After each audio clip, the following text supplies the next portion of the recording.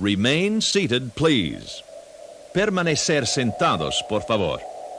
To all who come to this happy place, welcome. Our largest single-theme land expansion ever. Now we want you to share with us our latest and greatest dream.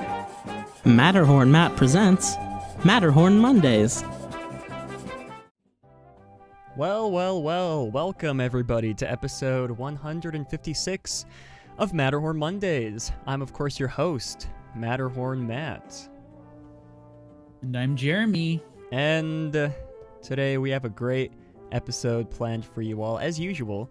As you all know, links to all of our socials will be down in the description down below. And if you'd like to be wished a happy birthday live on the show, you can submit your name by using the Google form in the description as well. Click the link, submit your birthday, quick two-step process. And I do believe we missed 2 birthdays last week. There's no birthdays this week, surprisingly, but last Saturday, of course, I didn't have it on the calendar because it's marked on like my personal calendar, but Walt Disney's birthday was this past Saturday the 5th. So happy birthday to Mr. Walt Disney. And another birthday that I had marked on my personal calendar but not on the show's calendar, our friend Brittany's birthday. Happy birthday to Brittany as well. Yeah, a couple of cool people sharing birthdays. That's pretty... I'd like to share my birthday with Walt Disney. I feel like that'd be pretty neat. Wouldn't you, Jeremy? I think that would be really neat, Matt.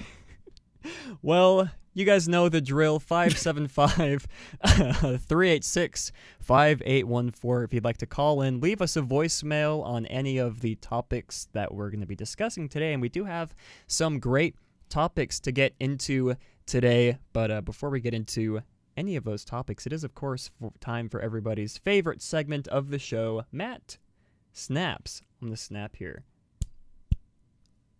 There we go.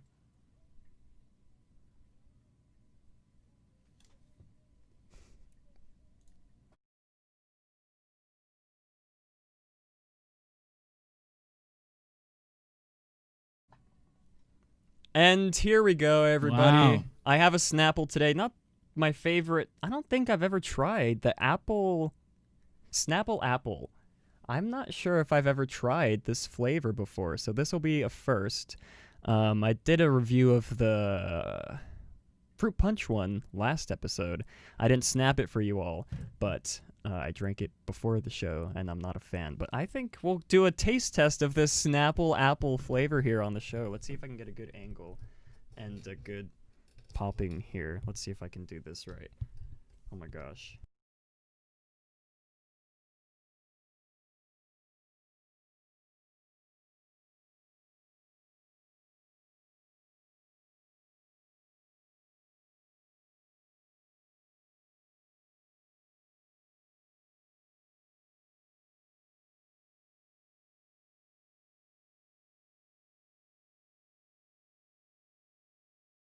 Matt, are you muted?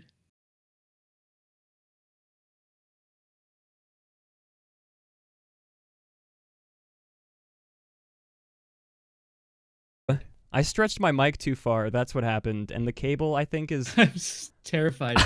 Okay. I think the cable is breaking, so I might need to buy a new cable for my mic. I stretched it too far by putting it down there. I don't know if you guys could. You probably couldn't even hear the snap. It was a quiet snap. It wasn't anything noteworthy anyways, but I'm going to go ahead and give this a little taste test here just to see how it is. Let's see. Well... tastes like red apples. I'll give them... It tastes alright. It's, it tastes like there's red... I don't know. It just tastes like a red... If you bite into a red apple, and then you drink a lot of water that's been soaked in red apples. That's what this Snapple tastes like. Not my personal favorite, but that has been this week's Matt Snaps. Yeah, sorry for the mic issues. I stretched my... Everything's breaking, you guys, but yeah, that's been this week's Matt Snaps. And we do have some great pieces of news that we're excited to get into today. Mr. Jeremy, it's time to get into this week's news from the Peak. We now present to you news from the Peak. All right. And what do we have here for our first bit of news from the Peak this week? All right, let's get started. Our first bit of news from the Peak: Bob Iger eyes a political career. In a recent interview on Bloomberg TV, Bob Iger discussed his nearly 15 years as the CEO of the Walt Disney Company and his role in transforming Disney into one of the most powerful media conglomerates in the world. When asked what his plans are post-Disney, Iger expressed interest in joining the future Biden administration, even revealing that he considered a presidential bid this last election. Ultimately, Iger decided to stay at Disney and usher in the largest merger and acquisition in corporate history, the 20th Century Fox deal. But with all of that done, and his time at Disney coming to an end, we may not see the end of Bob Iger in the public spotlight, as he potentially hints at transitioning to a career in politics. Interesting. I think interesting. He did also is the mention... word, yeah. Is the word. He did also mention in the interview that he doesn't know if the future of the Democratic Party would accept him. I think that is a very good self-aware analysis. Yeah. So we'll see if he actually does end up pursuing some kind of political career, or if he just sleep sound the rest of his days with the billions of dollars that he has. Jeremy, if you So move your we'll see. face just slightly, you can match yours with Bob Iger's face in the picture. Well, I'm not going to do that. Well, that's fine. I guess. Well, yeah, it is very, Which way? This way? yeah, that way. Almost. Oh, that's too far. No, that's too far. Good enough. Someone will go back and screenshot it for us. But yeah, this is very interesting. We sort of had a discussion about this off stream when this article initially came out. I don't really know if I would support Mr. I mean, this isn't a political show, but I don't know if I would necessarily support Mr. Iger if he went into if he ran for president. I don't know. It's just very interesting is the word that I feel like we should use to describe this story. But anyways, for our second bit of news from the Peak today, Dreamers Point statue has been confirmed for the Epcot overhaul. There's been a lot of speculation over the past few months over what projects are still a go for Epcot's major overhaul. While many minor and some major projects have appeared to be canned, Imagineer Zach Ridley, who is leading the ambitious Epcot project, took to Instagram to confirm that the Dreamers Point statue, as you can see on screen here, will still be moving forward. In his post, Ridley wrote, quote, "As we shared at D23 Expo last year, that Dreamer's spirit inspired us to feature a new statue of Walt as part of the New World Celebration neighborhood in Epcot, in a location we are appropriately calling Dreamers Point." Walt said, quote, "Epcot will always be in a state of becoming, ellipses, unquote. And it's oh my gosh, and it's that spirit of potential and possibility that inspires all we are bringing to life in the transformation of Epcot," unquote. So yeah, that's cool that they're keeping the statue of Walt. I just think it would have been really funny if they canceled the statue due to budget cuts like they did with all the other things in Epcot. I feel like that'd be really funny, but they didn't do that. They're still moving forward, and I'm all for more statues of Walt, but I'm not all for the potential nostalgia bait here, as they quoted Walt's Epcot spiel. Epcot will always be in a state of becoming. Jeremy, what are your brief thoughts here on this? I'm sure it'll be nice. I don't see anything wrong with having a statue of Walt. What I am kind of critical of is the somehow trying to revise their own history and Walt's history and Epcot's history. But the statue itself is a standalone thing, even if it's going to represent whatever kind of, story narrative they want to tell about Epcot's history. I think it'll be quite pleasant. I'm not really, the only statue of Walt exception that I really, have is for the partner statue, really only because Blaine Gibson sculpted it. Other than that, I don't really think we need Walt statues in the park, but I think this will be very nice. I don't really see anything wrong with it other than what they're saying it represents. But a statue, Sure. I think it'll be very nice. Well, I personally think this could have been an opportunity for Disney to add a job. They could paint someone bronze that looks like Walt to sit there and to get up and to do Walt things and take pictures with people. That'd be pretty cool. But we just get a statue, so I guess that's fine. But Jeremy, what's our final bit of news from the Peak here today? Our final bit of news from the Peak: Radio Disney to end in the new year. Disney released a statement last week that revealed that after 25 years, Radio Disney will finally cease operation. Disney wrote, quote, "The difficult decision to close these two radio networks coincided with Disney's recently announced structural changes that call for Disney-branded television to sharpen its focus on increasing production of kids and family content for Disney Plus and Disney channels." Unquote. For a generation of kids who grew up with Radio Disney, this marks the end of an era. But as Disney seeks to expand direct-to-consumer content, which we'll talk a lot about later, this was the right move. Yeah, I grew up listening to Radio Disney when I was a kid. It was sort of at its peak. And also, I guess, kind of new, which, anyway. Yeah. But, sorry, I just had a little mini existential crisis there. But,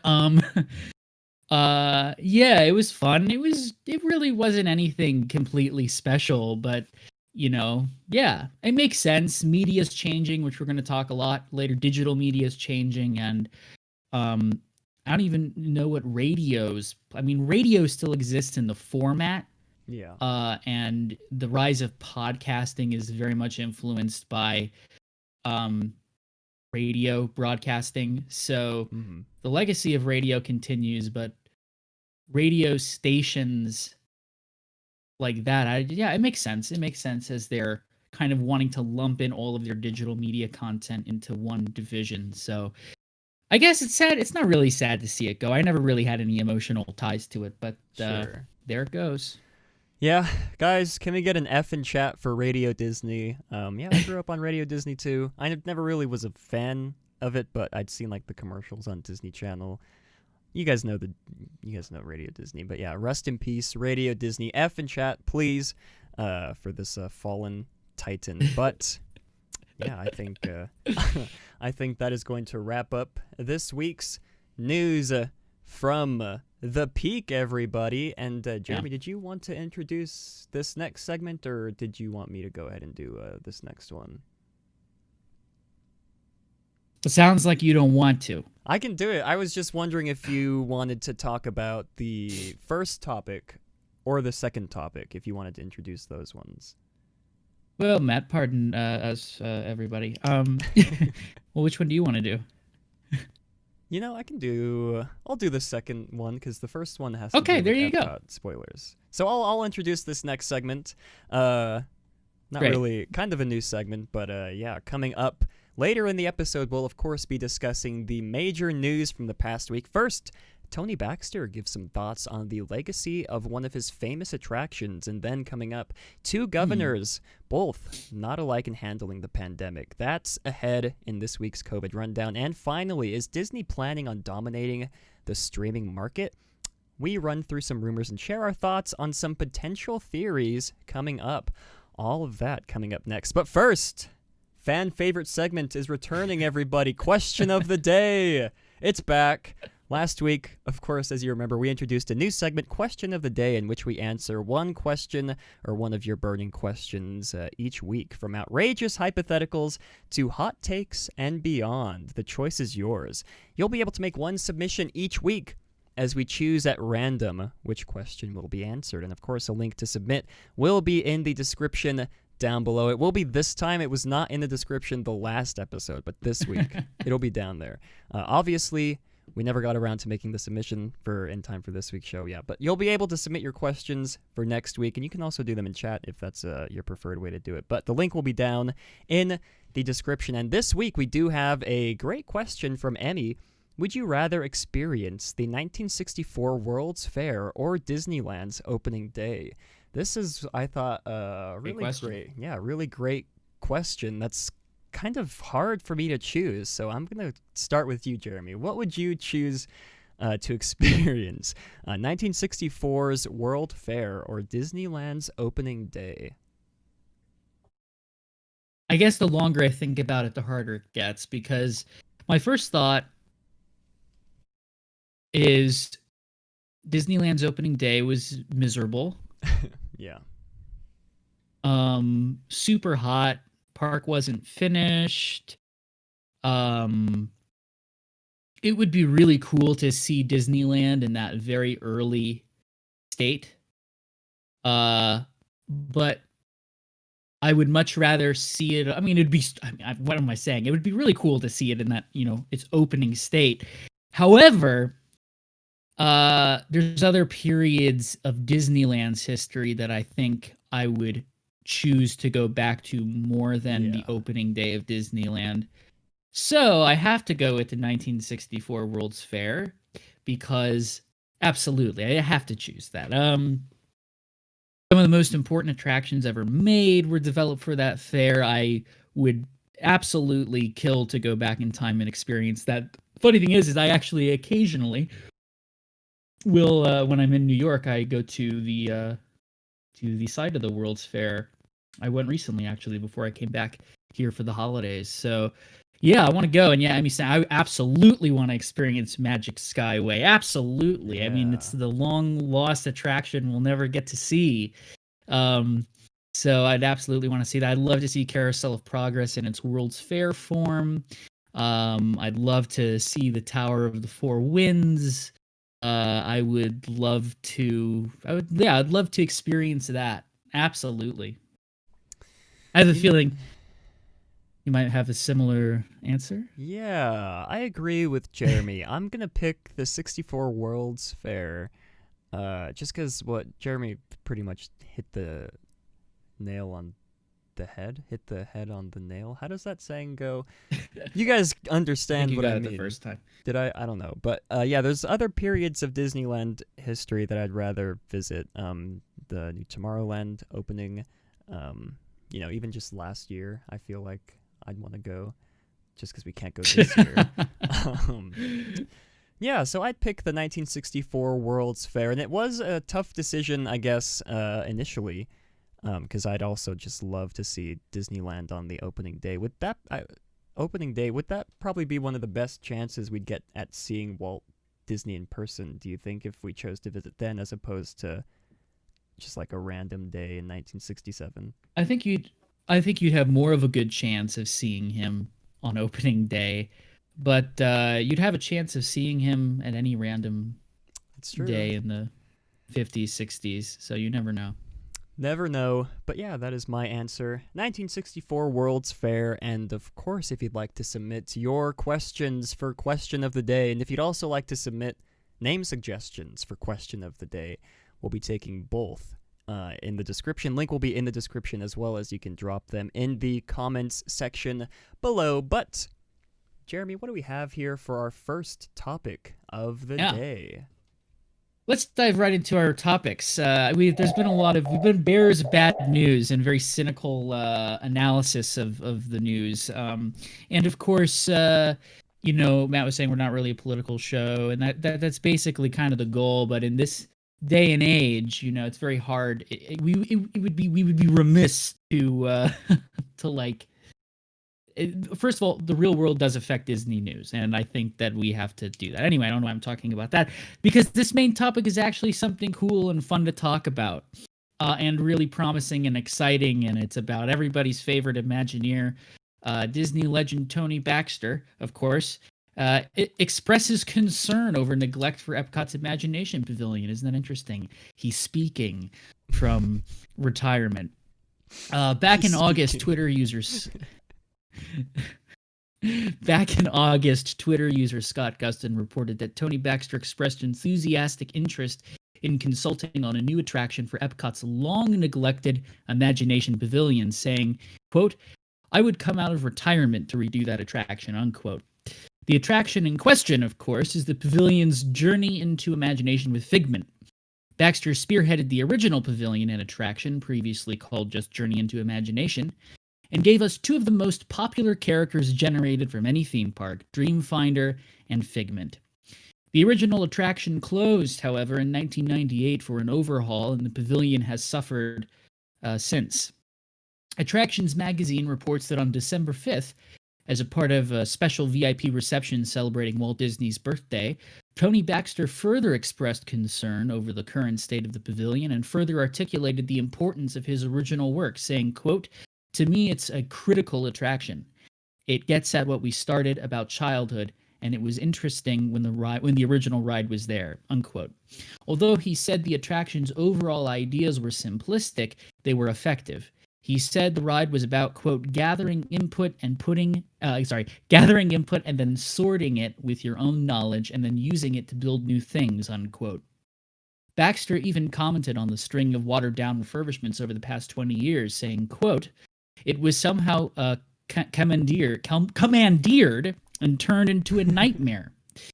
The guests complained and they took that one out and they threw Figments back into it, but the Figments that are now in it don't really reinforce the story," unquote.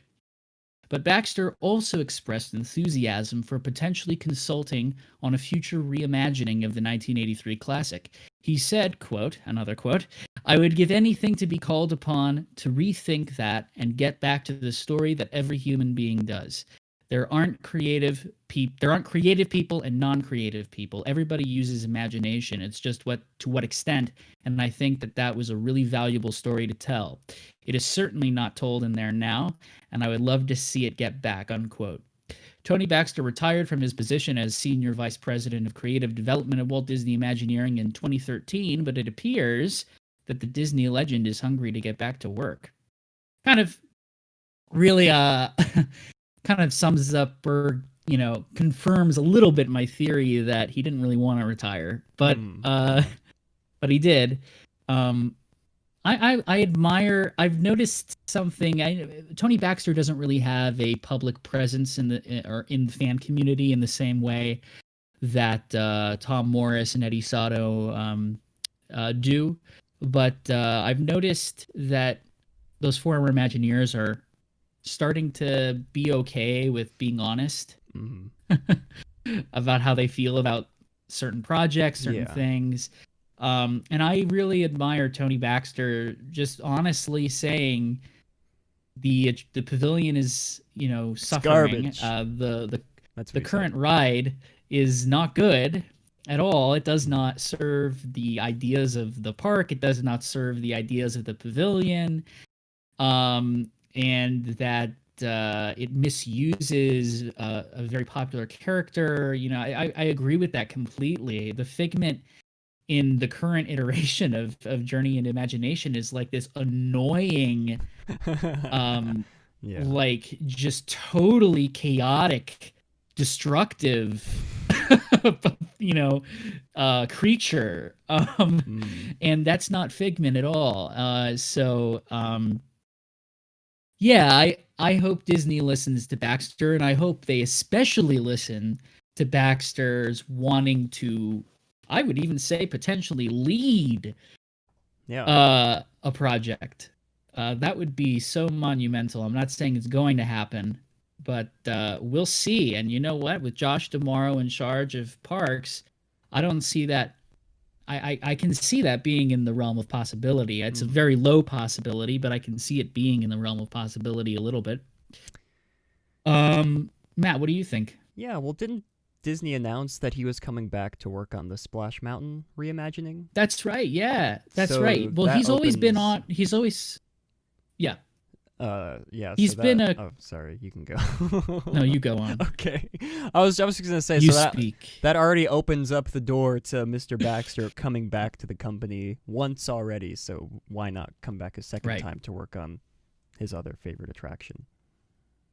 Right, and when he retired, he stayed on as a consultant, basically, and what that kind of meant for the past 7 years was, Imagineers going, how are we doing? Want to come take a look? And Tony Baxter going, it's going all right. Don't worry. It's going to be okay. Pandora looks nice. You're doing the finishing touches. Everything's going to be good. But really no sort of creative control. But you're right. With Splash Mountain, at least with this press release, it made it sound like Tony Baxter is going to really be collaborating with Sharita Carter on that attraction. So that's very exciting.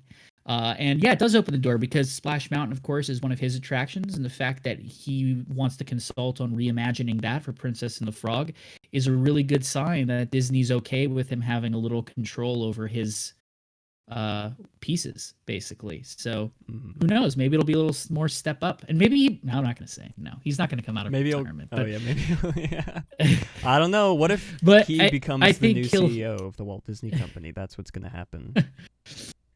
I can't picture that. It would be in some high creative position, which would be extremely beneficial, but I can't even see him wanting to be CEO of the whole company. The company isn't even, what it was when he started. I don't think he's equipped to, it's basically a nation state, right? So I don't think he's equipped to do that. He is equipped, though, he's always been equipped to spearhead the creative future of at least the parks, if nothing else. Yeah, I'm happy for Tony Baxter. He's always been one of my favorite Imagineers. I'm glad he's coming back to fix his ride, the Splash Mountain ride. I hope he comes back to fix Journey into Imagination, and I guess the potential of him coming back twice could maybe open the door for other former Imagineers coming back to work on projects. I don't know. I guess this is sort of a special circumstance for these two, but yeah, I mean, you never know. Anything's possible. Yeah. Anything's possible. Well, it really gets you thinking because that would be something. I don't know if that could happen, but I do think that a lot of these former Imagineers would want to, which I think says a lot about if they actually were forced out of the company or not. So, which I don't want to speculate too much on. That's for another episode. But it's for another episode. That's right. Emmy said, hot take, replace the ride with something else. That's sort of what I initially got from this article, reimagining, sort of just replacing the ride with something completely new as opposed to just refreshing it. So I actually think in those original comments from August, Tony Baxter did say something along the lines of, take it down and build a new attraction, which is a great idea. I'm always for that. And even if Tony Baxter wants to consult on that as well, I think he wants to consult on that pavilion because he wants to make sure it maintains the really great ideas that the pavilion contained in relation to the park. And I think that's really what he wants to do. And I'm certainly Disney loves Figment. It's a merchandising dream. Yeah. And I don't see anything wrong with trying to incorporate. Well, okay, yeah. If they want to incorporate the Figment and even Dreamfinder back, I don't think he's arguing for a restoration of the original attraction. I think he wants to consult on giving the Imagination Pavilion a ride worthy of the pavilion's name and the park's ideas. Yeah, wasn't it? I think I saw an article just recently that someone was talking about how Figment was going to star in like a movie or something, so that might that's right, a little bit. Well, wait a minute. So something I forgot to include in the notes is in the article on Attractions Magazine. He even the final words that, I don't know if the final words in whatever the special event was, but he did say maybe we can even do a feature film. So hey. Who knows? That'd be cool. I'd watch a Figment movie if Tony Baxter directed, or maybe not directed, but was a part of it. I'd watch it. Yeah. Hopefully, Mr. Tony Baxter does indeed return. It'd be like The Lord of the Rings, Return of the King. Is that the name of that book? I think it is. Return of the King. Because Tony Baxter is our king. But yeah. I hope he does come back, and Jeremy, any final thoughts on this topic? No, not really.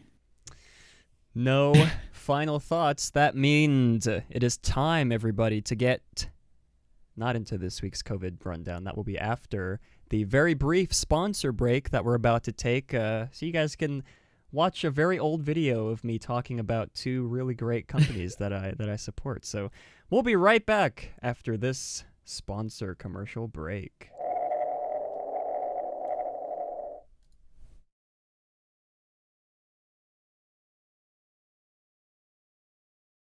If you guys are wondering where you can find even more family-friendly live streams just like this one, head on over to theliveplace.com. The Live Place is your headquarters for great family-friendly live streams. They cover anything from Disney to other vacation spots, various variety shows, and have some amazing streamers like Resort TV 1 and myself. Also, be sure to check out puckermint.com, where you can find amazing pins and stickers. Puckermint is based out of Albuquerque, New Mexico, just a few hours from where I live. And since I'm a big believer in supporting local artists, we decided to partner up. Be sure to use the coupon code down below when you make your next order. Again, that's puckermint.com and puckermint on Instagram. Whoa, we're back. And just We're like back. that. Like Whiplash, we were just here, and now we're back. But before we get into our final topic, it is, of course, time to get into this week's COVID headline rundown. That's right. It's our COVID run. This week on Matterhorn Monday, Matt and company continue their reports and discussions on COVID-19 and its impact on the Disney company around the world.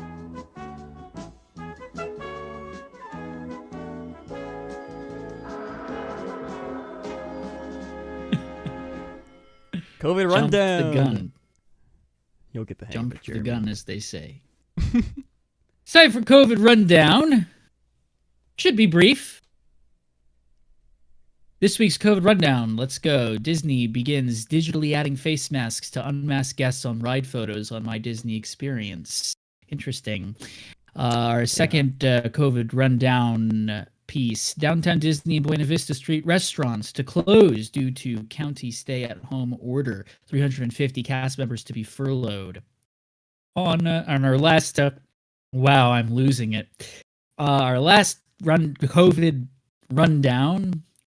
On Florida's troubled unemployment infrastructure, Governor Ron DeSantis falsely claims majority of Disney layoffs happened in California, despite 18,000 of the total 28,000 having occurred in Florida. Yes, we do get political sometimes on the show, as it pertains to Disney. No comment on that last one. I think it speaks for itself. Yeah, well, I guess just briefly, rest in peace, Downtown Disney, that just reopened just a few weeks ago. And that was sort of something that I think I touched on, if whether or not it was going to be closing down again.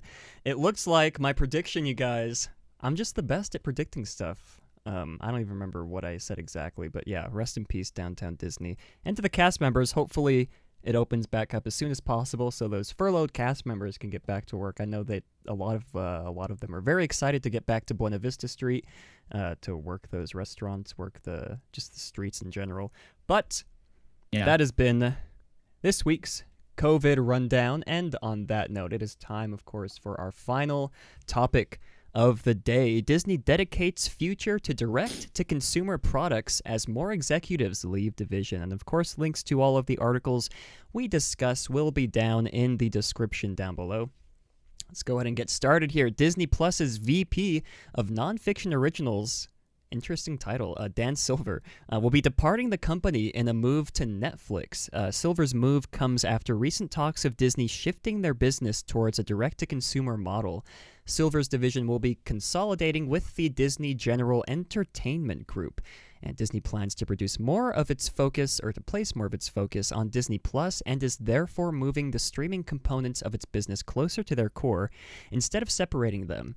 Of course, the COVID-19 pandemic has caused theaters around the world to be closed for most of the year, meaning films have not had their opportunity to be released to the public on the silver screen. Warner Brothers, very interestingly, has recently announced that they will be releasing their full 2021 slate of films onto their streaming service, HBO Max.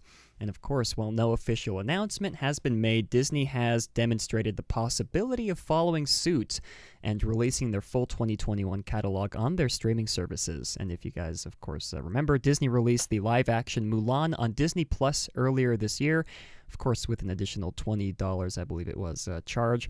But due to the negative reception of that model and the film, the strategies of their competitors, there is no clear plan of continuing charging additional fees for new releases.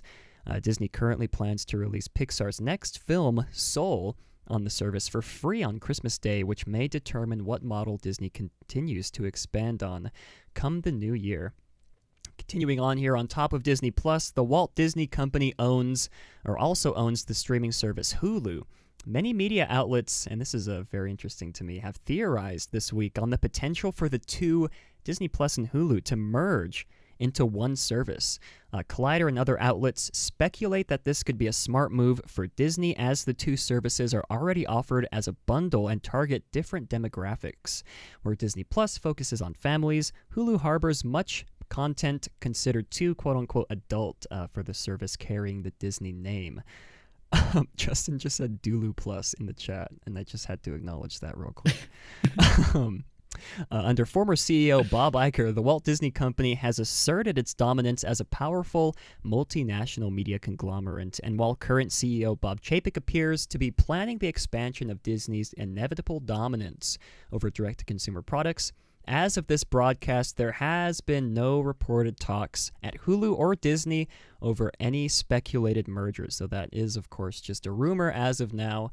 That being said, it appears we are truly at the precipice of a fundamental transition of how we consume digital media, and there is no doubt that Disney wants to play a major role in how that all plays out. So this is probably one of my favorite stories that we're going to be talking about in the past few months.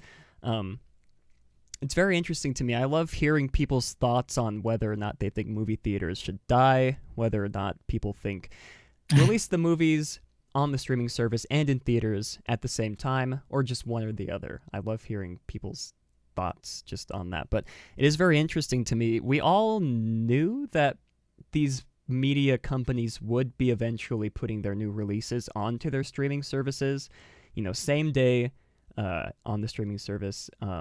In the theater. We knew that would be happening eventually. I guess a lot of us assumed that it would be happening, within like 5 or 10 years or so. But it's just crazy how this whole year, 2020, has just been so crazy that it's just sort of forced all of these companies into this position that we thought would take, 5 years to do. It's only taken them 1 year. And look at, HBO Max is having all of these, and I don't have their full library of the movies that are going to be releasing. They're not small movies by any means. Wonder Woman, I believe, is coming out I think in December. This month, I think, is coming out. I could be wrong. Dune, I believe, is coming out. Kong versus Godzilla, I think that's one of the ones. Interesting. There's a whole bunch of other big what's the word, box office blockbusters is the word I'm looking for.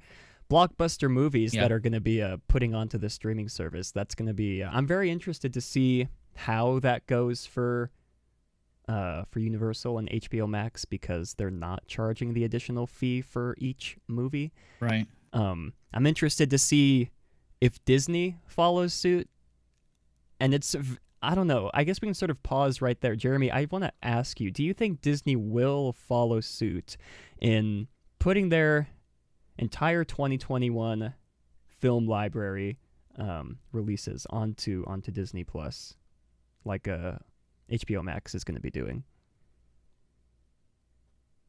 I do, and if they don't, I do think it would be smart for them to do it. I do think they're going to do it for a number of reasons. One is the model introduced by HBO Max and Warner is a very popular model. It's had really high positive reception from people, and I think Disney's gonna look at that and go, okay, maybe we were too tentative on leading the way on that front, but there's still an opportunity to come back.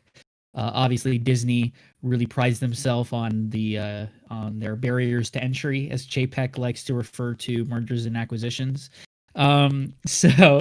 I do think that it'll take a bold move on Disney's part to to take those steps. What that means for the whole library of 20th Century Fox, I don't know. I know that there's probably no development going on at that studio, right? Disney kind of like came in like the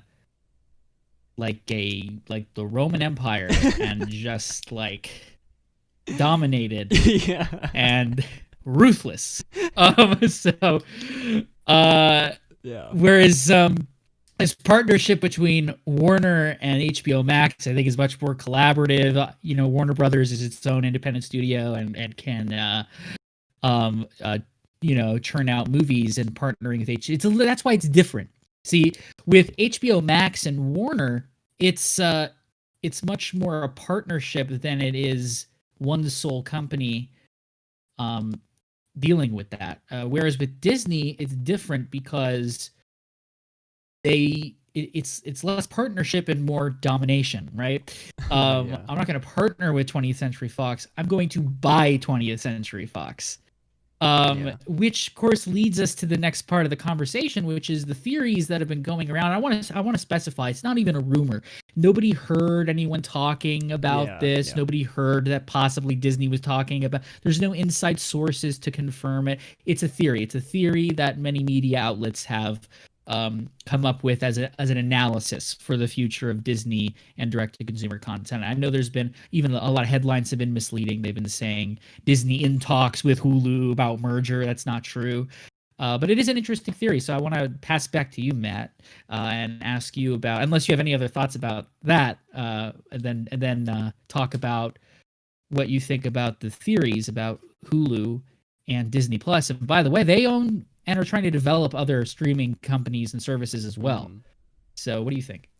Yeah, well, I guess before we move on to Hulu, I guess the big thing about putting all their movies, HBO Max, putting all their movies, they're not charging, like I mentioned, an additional rate per movie. I don't think I've heard anything as to whether they're going to be upping the subscription price, like at the start of next year, if they'll be upping the subscription price. For now, from what I've seen, it's going to be the same. I'm not even sure how much it costs now, to be honest. It's probably like $15, I'm assuming.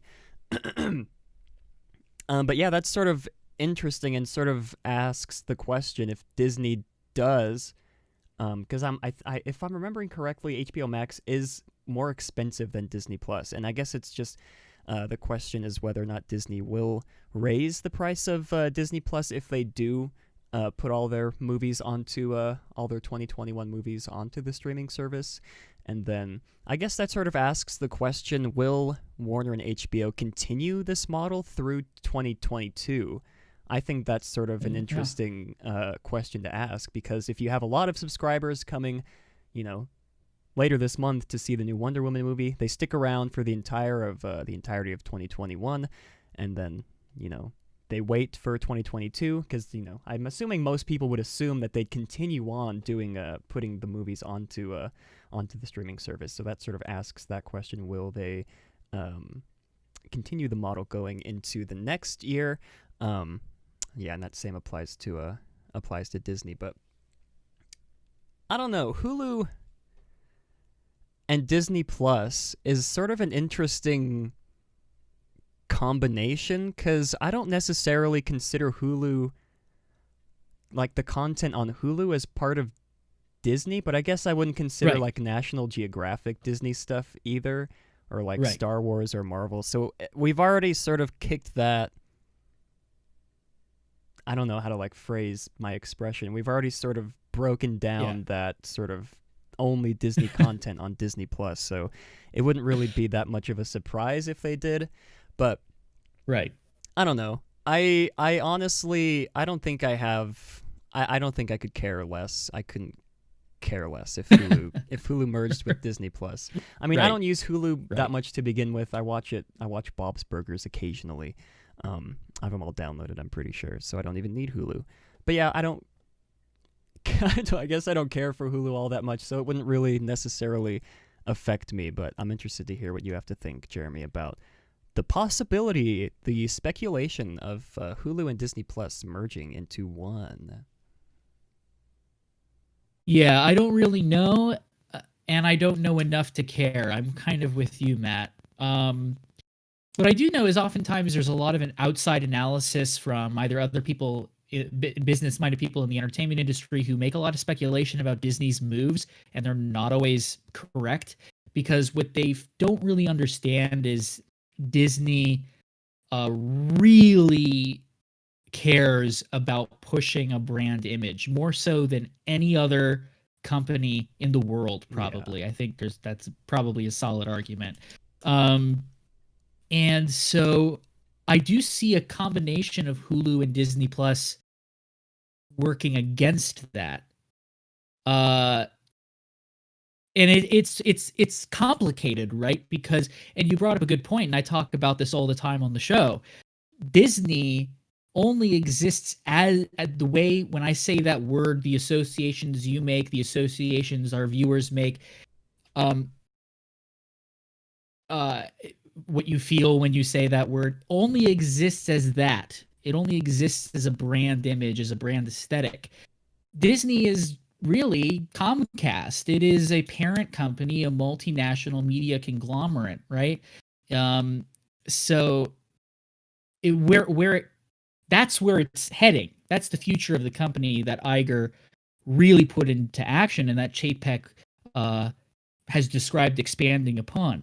That directly conflicts with maintaining the brand image of Disney that we all know. Now, as I've always said on the show, Disney's a master at rebranding themselves without the public really knowing. And the reason for that is because they rely so strongly on the brand image having such an emotional connection with you and me and everybody else, that when Disney goes into another vastly different direction, everyone goes, that's the way it's always been.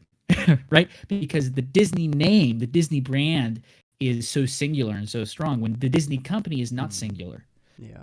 Right now it's not very strong, but it is strong, comparatively to low blow, Jeremy, low blow. But so that's where it gets interesting, and I think that's why it's a hard thing to really think about, because Disney owns all of these different properties and now film studios entirely, all these different films that are not associated with the Disney brand image, that's harder to incorporate into that brand image than Star Wars and Marvel and Pixar. That's where it gets complicated. Because ideally I think Disney would like one platform in which all of that stuff can be there. But when they do that, when they try to experiment with that, people go, what? We just saw this week the animated film Anastasia, great animated movie, not done by Disney. And Disney's on their social media, Disney Plus on their social media promoting. It's now available. Oh my God, I love this. So you know how weird social media managers are. There's been so many Anastasia posts if anyone's a social feed. I love that movie. It's a great movie, but it's very jarring to see Disney try to push titles that just are so fundamentally not associated with the Disney brand, more so than Marvel, more so than Star Wars. Like, we kind of started accepting that as time went on. Like, it was weird at first, but then I was like, oh, I see it, But stuff like that, films that already have a history, that already have an association, it's very hard for Disney to maintain the emotional connection to the brand image while pursuing this dominance over all digital media, right? That's, I think, the end goal, I would assume. Yeah. So that's hard, and that's going to be the challenge. That's going to be the funny thing to track. That's going to be the interesting thing to track. And it's funny, really. It's laughable. Corporate politics. You zoom out and go, why? But why does this even exist?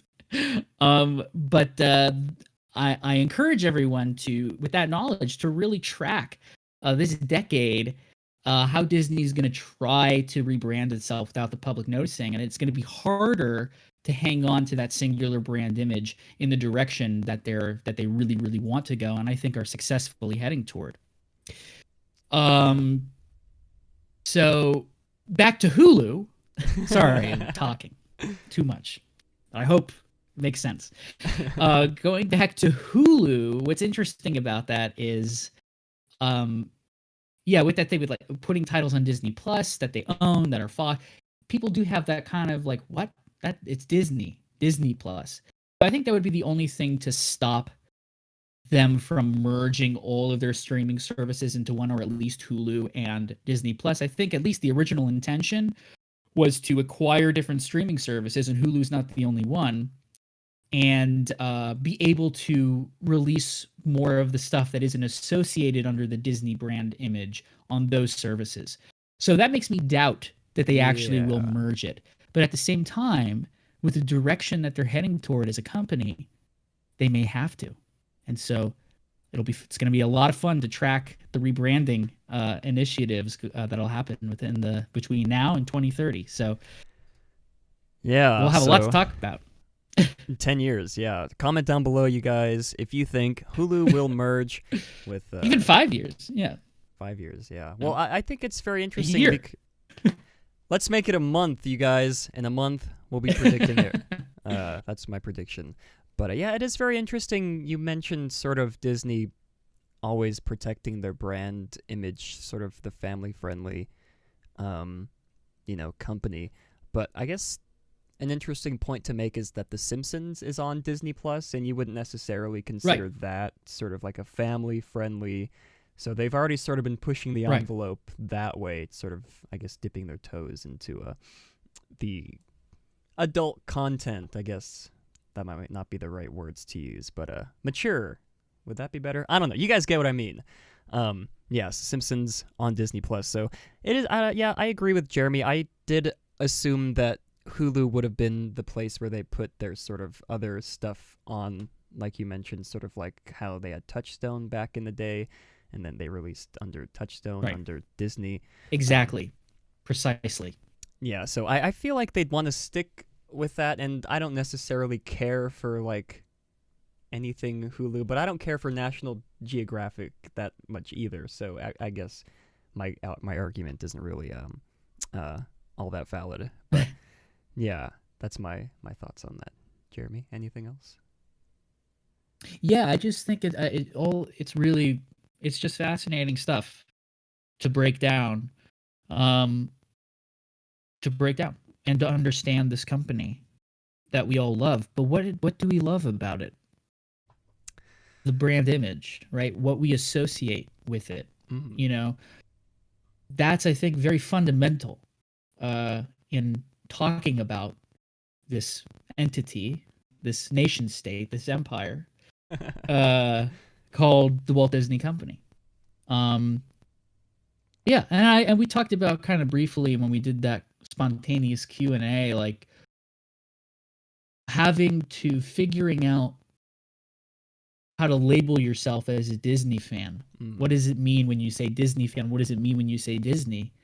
It means something very different for a lot of other people. Yeah. Because it is this huge empire, and where the unification of all of that lies is the brand image and aesthetic of Disney, So it's fascinating stuff. It might even get so big that we might eventually stop saying I'm a Disney fan, but I'm a Disney theme park fan. I'm a Marvel fan. People still do that. I'm a Star Wars fan. I'm a National Geographic fan. I'm a Hulu fan. I'm a 20th Century, fan. Whatever the new name of the studio is, fan. Yeah. Because it's going to get so big.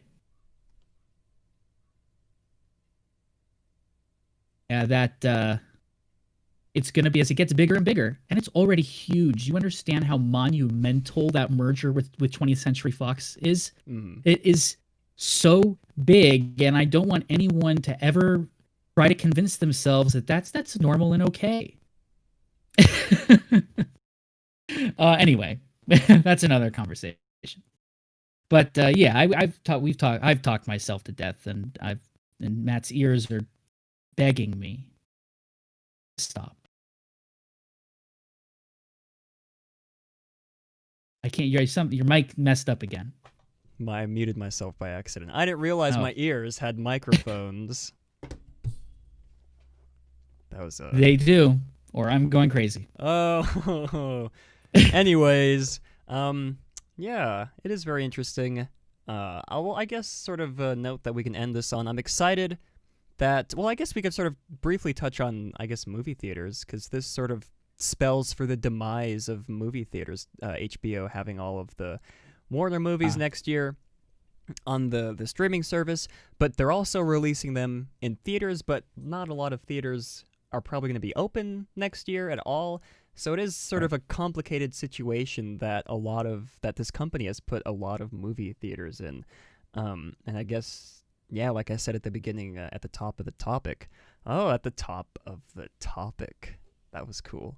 Sort of we've been discussing this sort of transition from, theater or movie companies putting their movies in theaters, switching that to just direct to, streaming services. That flip is happening. It's happening fast, and I don't know if the movie theaters are going to be prepared for this huge blow that they're going to... Well, I mean, they've already taken, I'm sure, a beating this past year, but, going to next year, it'll probably be... Maybe not as worse, but it'll still be difficult for movie theaters. And I get a lot of hate for my thoughts on movie theaters. I like to go to movies occasionally. I only go to movies to see big blockbuster movies that wouldn't necessarily be look good on my living room television. There's some movies that you just have to experience with like a group of people, like Endgame, was one of those movies where you had to watch that. Right. Oh, of course. Yeah, it was an event. Yeah. So I don't hate movie theaters. I'm just not a fan of the sticky floors, the babies crying. So I for one am happy that movie studios are going in this direction. But I'll also be sad, equal parts, if movie theaters do end up dying. In the near future. So, and I know Jeremy here is a big fan of movie theaters. So what are your thoughts on that? I am. I support going to the movies. I also support shooting movies on film and having projectionists in movie theaters, but that's a whole other conversation. I have nothing against films being shot digitally. There's something very authentic about that. But anyway, I don't need to talk about that. But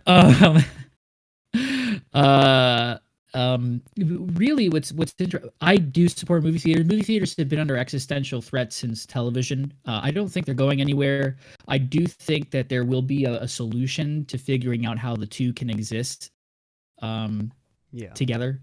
I do think people like to go out and do things, and a great family activity is going to the movies. I personally, in my family, we don't do the extra cost of concessions and popcorn and stuff like that. So I know a lot of people have been like talking about that. It's like, well, if you don't miss that, you've never had to do that in the first place.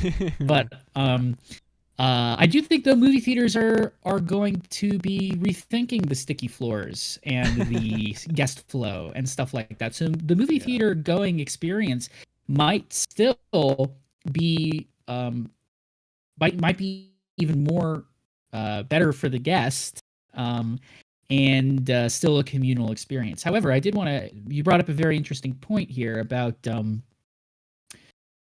these companies, not releasing movies in theaters anymore, possibly, and sticking to this. Why this is such a huge... Why movie studios and media companies why this is a huge deal for them? Why it's almost like this battle royale between what company is going to win the direct-to-consumer battle, right? This battle for dominance. It's the war on the streaming theater. It is. Why it is a war is because it is a war for distribution. Yeah. You have distribution. Before, Disney was very successful at distribution. They bullied every movie theater in the world to show their movies in multiple theaters in their houses. I've talked extensively about how that's worse for movies than this. This is part of that, though. So this is and there's been many laws about how studios can have control over movie theaters, which affects their distribution strategies. This is like the Wild West. This is brand new territory. This is a battle for total dominance over distribution. That's why these companies are racing to the finish line. It is a war Yeah. for total control. No, total control of distribution. That's why it's a huge deal. And we can comment on the morality of that. We can talk about whether that's a good thing for making art or not from a business perspective, of which I have no authority on and I despise. But it's smart in the sense that it's not right or good. It's smart that Bob Iger noticed that war was coming. When we all looked at him like he was nuts when he announced Disney Plus in the first place, right? Well, the guy was right. He knew that there was a war coming, and the pandemic has intensified the battles.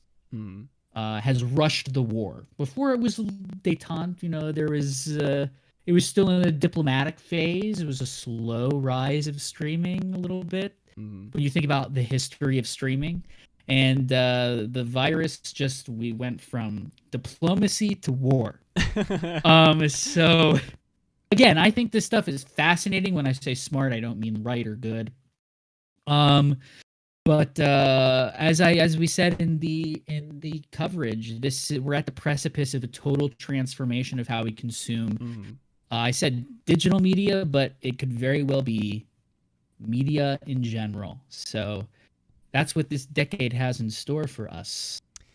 Yeah, I guess before we end off, I like that analogy of the war between the two, and then this whole year just pushed everyone over the boundaries. But yeah, I also find this very interesting. I'm excited to see, as a consumer, I'm excited to see how other movie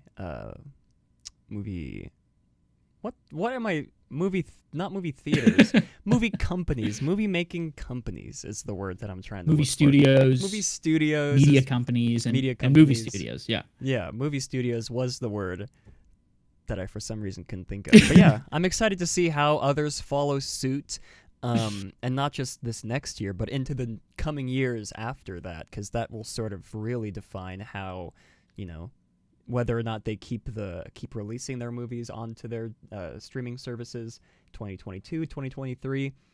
I'm excited to see that develop, just because this is really not something that we expected to happen as soon as it's happening. But it's here, you guys. Are you ready to watch Wonder Woman this month in your living room? Very cool. Yeah. Well, Jeremy, any final thoughts on this topic here? No, I think we've said enough. Again, it's fascinating. I actually, the funny thing is, I went into this kind of like, okay, Matt's more interested in this topic than I am. That'll be a good thing. And now I'm like super involved. I think it's fascinating. Part 2 next episode. Yeah. Yes. Well, I think on that note, that is gonna. Oh wait, well we do have before we end off here, I think we have a voicemail from Mark from last week that we did not get a chance to get to this week, and it's sort of a brief question here that he asks. Let's go ahead and hear what Mr. Mark, who I believe is in chat, what he has to say.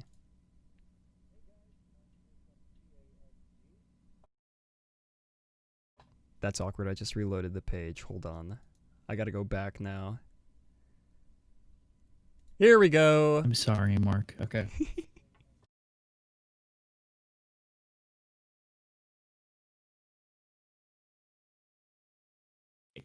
Yeah.